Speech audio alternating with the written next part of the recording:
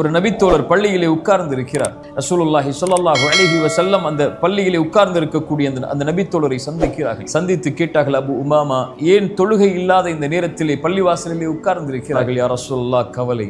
யா ரசூலல்லாஹ், கடன் மிகைத்திருக்கிறது. என்ன? அபு உமாமா, இந்த வார்த்தையை எல்லா தொழுகைக்கு பிறகும் சொல், எல்லா நேரங்களிலும் சொல்.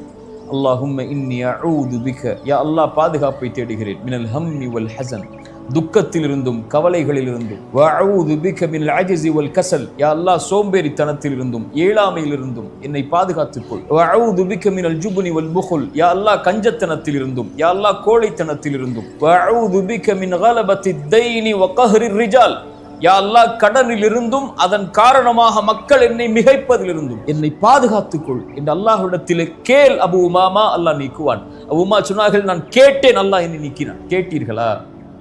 அழைத்தீர்களா? அல்லாஹ்விடத்தில் முறையிட்டீர்களா?